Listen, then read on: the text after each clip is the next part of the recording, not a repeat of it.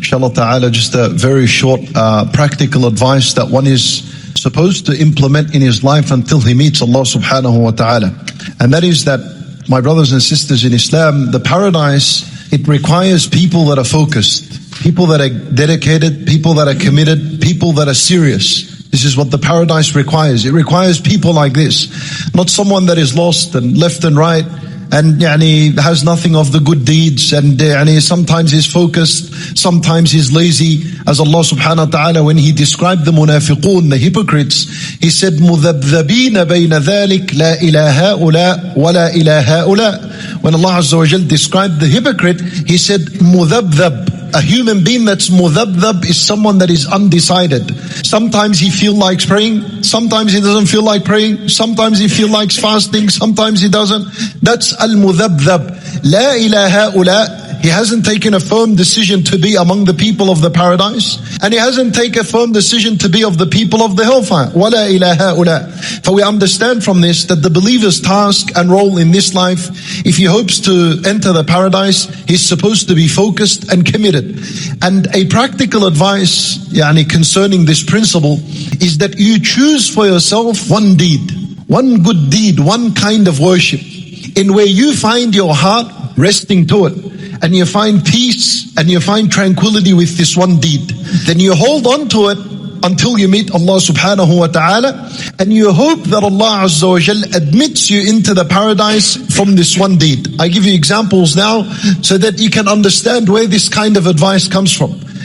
Bilal radiyallahu anhu, Nabi sallallahu alayhi wa sallam, during the night of Al-Isra wal-Mi'raj, as the Prophet sallallahu alayhi wa sallam ascends to the paradise, he hears the footsteps of Bilal radiyallahu anhu. And how did he know it's Bilal? He did not see him, he only heard his footsteps. Because the Prophet sallallahu alayhi wa sallam, when he was in this worldly life, Bilal radiyallahu anhu used to pass by his house every morning so he can go to Al-Masjid al-Nabawi and make al-adhan. And so this is the relationship between a teacher and a student, that Rasulullah ﷺ did not only know his student Bilal by face, but he also knew him by his footsteps, right? This is a perfect teacher in terms of a relationship with his student. For Nabi sallallahu alayhi wa sallam, he hears khashkhashatan alayhi fil jannah. He heard his footstep in the paradise. So when Nabi sallallahu alayhi wa sallam wants to know, how did Bilal make it there? What is the thing that he does that got him to this high place in the paradise? So he says to him, Ya Bilal, listen to what he says to him. مَا أَرْجَى عَمَلٍ عَمِلْتَهُ فِي الْإِسْلَامِ. What is this one deed that you did in Islam that you hope from it that Allah Azza wa Jal admits you into the paradise? أَرْجَى عَمَلٍ عَمِلْتَهُ فِي الْإِسْلَامِ. For Bilal radiallahu anhu, he says, nothing other than every time I was to relieve myself, I will make wudu and I pray 2 rak'at after this. One deed.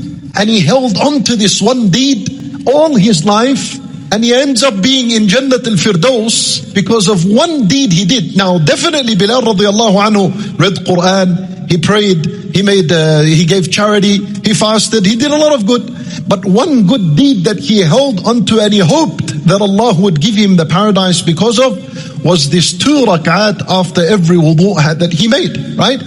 We also learn, my brothers and sisters in Islam, the paradise is 8 gates, 8 doors, and every door has a name. So there is Babu Rayyan, Babu Salat, Babu Sadaqah, Babu Al-Kadhimin Al-Ghayz, Babu Kadhmi Al-Ghayz, Bab Al-Afin Anil Nas. These are doors of the paradise. There's a door called the door in where people that used to fast would enter from that door. There's another door, Babu Salat, the people that used to focus in their salat, their 5 daily prayers on time, Sunan al-Rawatib, before and after the prayers, night prayers, Salat al-Witr, Salat al-Duha, focused in their salat, they enter that door, right? Babu Sadaqah, people that were focused in their Sadaqah, they enter from that door. Babu al-Kadhimin al-Ghayz, those that used to suppress their anger. Imagine that, a whole door, an entire door for people that used to control their anger in this life, they enter from this door. But let's understand something. Why does the paradise have 8 doors and every door have a name? If it all leads to the paradise, should have just been one door and everyone go in. But the fact that it's 8 doors with different names on it, Allah Azza wa Jalla is teaching us that in this life there will be people that are focused. For the one that was focused in salat will enter from Babul Salat. The one that is focused on fasting Monday, Thursday, 3 days of every month, Ramadan, perfect set. Person like that would enter from Babul Rayyan. Someone that is focused in suppressing his anger all the time, he wants to get angry, Bab Kazmul Ghayb, he enters from there. And so what we learn from the doors of the paradise and their different names, we learn from this that what is the deed that you're holding on to, that you hope that Allah Azza wa Jal admits you through the paradise because of this. What is this one deed that you're holding on to? You need to find a deed for yourself. And the people that enter Babul Salat, it doesn't mean they didn't fast. It doesn't mean they didn't read Quran and give sadaqah. For sure they did that.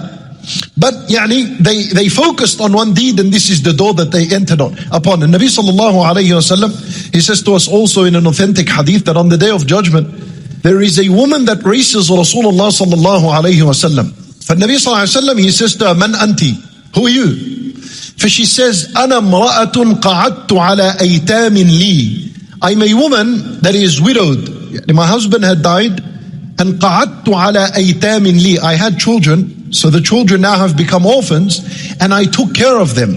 And this woman, through this one deed of hers, taking care of her children after her husband's death, and focusing on that as the main task of hers, she hoped from this to be admitted into a high station in the paradise. On the day of judgment, she's racing Rasulullah ﷺ to the paradise. When he asked her, who are you? She did not give her name. She did not give her name. You're not known by your name on the day of judgment. That's a side thing. The primary focus about you on the day of judgment is you're identified through your deed. What deed did you do, and what deed did you hold on to? And you hoped from Allah Azza wa Jal that He admit you through the paradise because of it.